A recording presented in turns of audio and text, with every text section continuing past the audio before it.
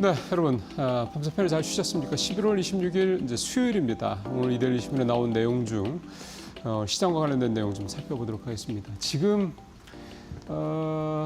최근 우리 시장에 어떤 문제 주식 시장이 조금 이제 조정기에 모습을 보이고 있고 특히 이제 반도체주가 좀 그렇죠. 좀 쉬어가는 모습이죠. 지금 어제 오늘 좀 꿈틀거리는 모습을 보이고 있어서 이게 이제 본격적인 다시 반등이냐?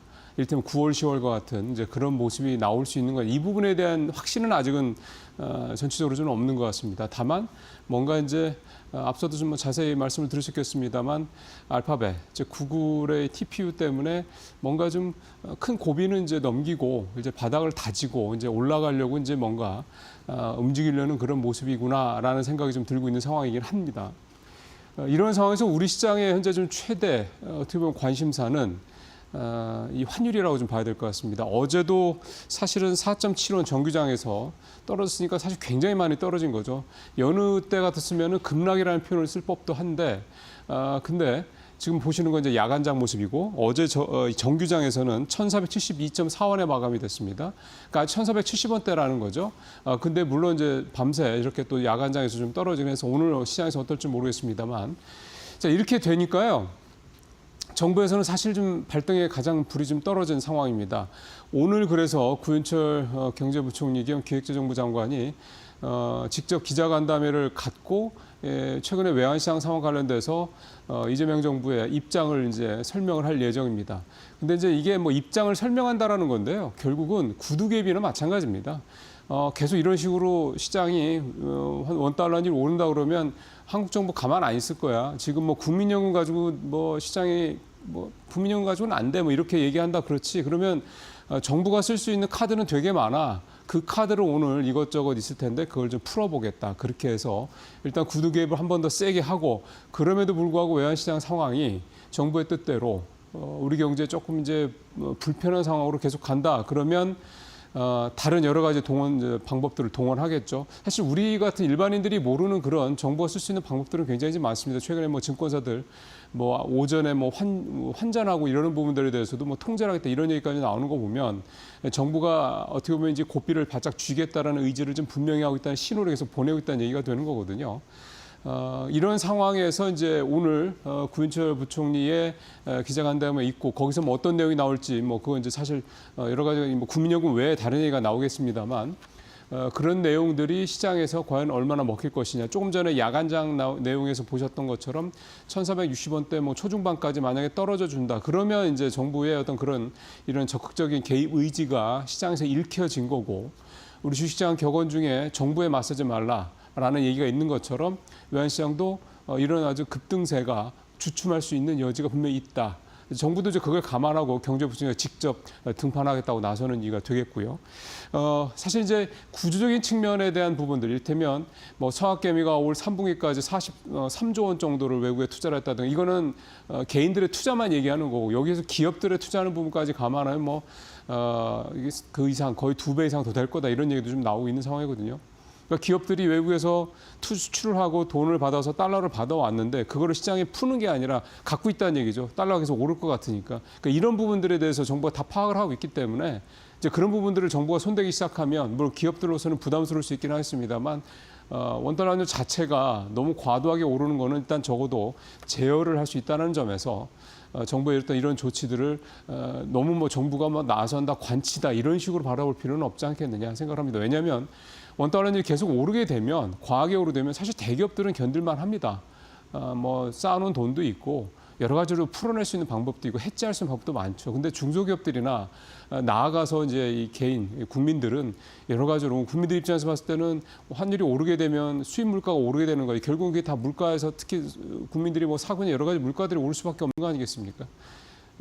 중소기업들은 더군다나 이 환차 손 때문에 더욱더 어려울 거고요. 그러니까 이런 부분들을 감안했을 때 정부가 지금 가만히 있어서는 안 되는 시점인 건 분명하다. 이렇게 좀 봐야 될 것 같고 오늘 정규장에서 원달러 환율의 이 마감 가격이 종가가 얼마 할 거냐 상당히 좀 중요한 오늘 하루가 될 것 같습니다.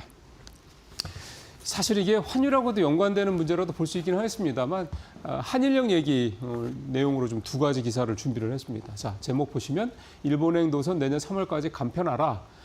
중국 당국의 이제 지시죠. 팔 비틀기 나선 중국. 이미 지금 시작이 됐고요. 다카이치 총리의 대만 유사시 일본군 개입 가능성 이 언급 이건 굉장히 사실은 영린을 건드린 거죠. 중국 입장에서 봤을 때는 그것도 에이펙 정상회의 지나고 난데 얼마 지나지도 않아서요. 이번에 남아공에서 에이펙 정상회의 또 있었는데 이번에 이제 시진핑 주석이 안 가고 리펑 총리가 갔었는데 뭐 거의 눈도 안 마주치는 모습을 보인 것처럼 지금 중국과 일본과의 분위기는 굉장히 냉랭합니다. 그리고 중국 당국이 이렇게까지 얘기하는 거, 그러니까 이게 디테일한 거죠. 이런 거 굉장히 디테일한 부분까지 중국 당국이 개입을 하기 시작했다는 얘기는 뭐냐면 이거 뭐 단기간에 끝날 거 아니야. 한번 너네들 한번 보자 어떻게 되는지 뭐 이런 식의 접근 방식이라는 얘기가 좀 되는 거죠. 우리가 이미 지난 90년도, 2010년도 사드 때 된통 당했지 않습니까? 그러니까 지금 이재명 정부가 하고 있는 모습도 보면 뭐 그거를 뭐 두려워해서 그게 뭐 걱정돼서 이렇게 한다라는 차원은 아니긴 하지만 이 외교적인 문제에 있어서 중국과의 관계를 굉장히 좀 긍정적으로 가져가려 굉장히 애를 쓰는 모습들이 보이는 것도 사실은 여전히 중국에 대한 우리 경제의 어떤 그런 의존도가 너무 크다 이런 부분들이 있기 때문입니다. 또 우리의 또 주요 수출 시장이 또 분명하고요. 이제 그런 상황에서 지금 현재 중국과 일본의 어떤 모습들은 한번 갈 때까지 가보자 뭐 이런 어떤 분위기라고 좀 볼 수가 있겠고 너네 없으면 우리가 뭐 못 살 것 같아. 너네 없으면 우리 경제 잘못될 것 같아. 약간 이런 분위기도 좀 나오고 있는 것 같습니다. 물론 일본이 조금 유화적인 모습으로 나오긴 하는데 중국은 일본 너네 없어도 우리 아무 상관없어 뭐 이런 식의 접근 방식이다 볼 수가 있겠고 나아가서는 결국 딴 데도 봐봐. 우리가 일본한테 어떻게 하나 뭐 이런 식의 어떤 외교적인 어떤 그런 행위다 이렇게 볼 수도 있는 건데 일단 일본행 노선 내년 3월까지 간편하라 이라는 부분은요. 내년 3월 안까지 내년 3월까지는 얘기를 한 이유가 이제 중추절이 아니죠. 저 춘절이죠. 우리로 따지면 이제 설날 이거 연휴 때가 이제 중국 사람들이 외국으로 관광을 되게 많이 가는데 이것까지 일본에 못 가게 막겠다라는 의도가 되는 거고 그만큼 일본 관광업계는 타격이 더 클 수밖에 없다라는 거고요. 올해 일본을 방문한 외국 관광객 중에서 1위가 중국 관광객들이거든요. 그러니까 그만큼 일본 관광업계가 타격을 크게 받을 수밖에 없다. 이렇게 현재 예상이 되겠고 이제 이렇게 되다 보니까 이 부분이 지금으로서 눈에 보이는 뭐 여행, 뭐 관광, 뭐 이런 쪽으로 가긴 하는데 일본이 소부장에 강한 나라지 않습니까? 중국도 반도체나 이런 걸 계속해서 좀 입지를 강화하기 위해서는 뭐 첨단 산업을 강화하기 위해서는 일본의 소부장 쪽에 어떤 그런 의존도가 뭐 우리보다 낮지 않습니다. 그러면은 결국 이런 부분들 때문에 중국의 어떤 첨단 산업 분야에서의 어떤 그런 약간의 딜레이, 지연 이런 부분도 우리 입장에서 봤을 때는 반사이 될 수 있지 않겠냐 이런 기대감도 좀 가져볼 수 있다 보겠고요.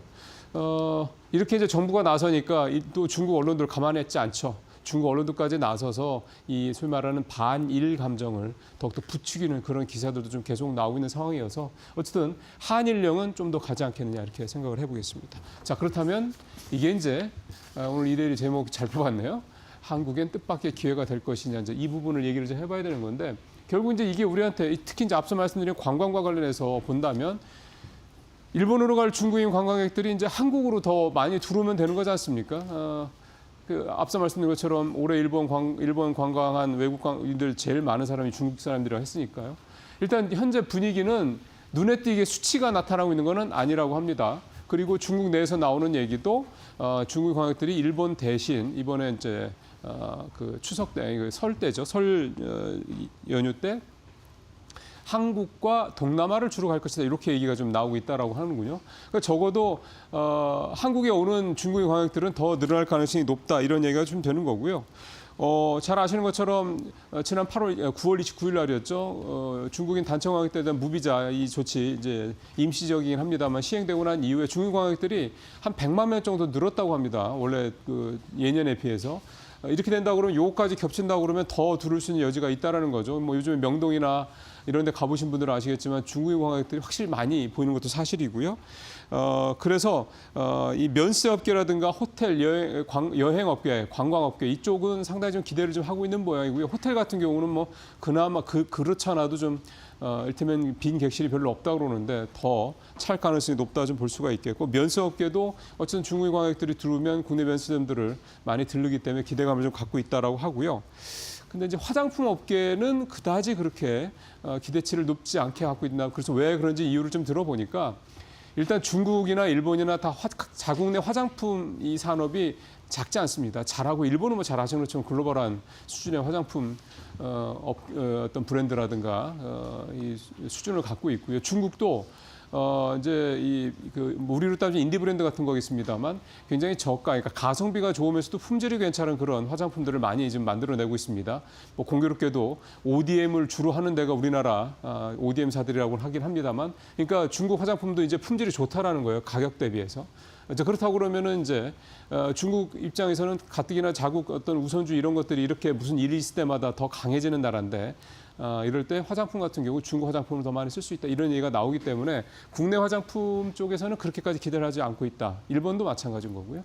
뭐 그렇게 좀 볼 수 있고 일본은 사실 우리가 들어가서 좀 잘 되고 있습니다 이미. 그래서 뭐 이것 때문에 뭐 굳이 크게 우리가 더 수익이 늘어나는 만에 이렇게까지 볼 필요는 없지 않겠냐. 다만 중국에서의 어떤 한국 화장품 수요 증가에 대한 기대감은 대폭 낮췄다. 이렇게 좀 말씀드릴 수가 있겠습니다.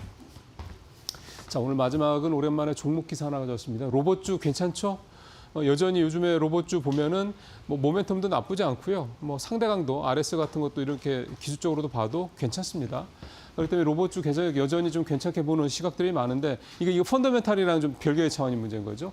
지금 대표적으로 하나 좀 이슈가 되고 있는 게 HL만도라는 회사입니다. 이 회사는 여러분들 뭐 많이 들어보실 텐데 대표적인 현대차 이제 향의 자동차 부품 업체죠. 근데 이 회사가 왜 갑자기 로봇주 얘기가 되느냐? 알고 보니까 여러분들 잘 아시는 것처럼 이제 지난번에 전순왕 CEO 오고 난 다음에 현대자동차의 GPU 5만 장, 전체적으로 26만 장 주문했던 거 이제 주기로 했지 않습니까? 현대차가 이걸 가지고 뭘 할 거냐? 결국은 휴머노이드 로봇, 그러니까 로봇, 그다음 SDV, 그러니까 이 소프트웨어 중심의 이제 모빌리티죠. 이쪽으로 대대적인 투자를 할 거다 이렇게 얘기가 좀 나오고 있는 상황인데 결국은 이 현대차에 납품을 하는 공급을 하는 이 자동차 부품 업체들 다 제조업체들입니다.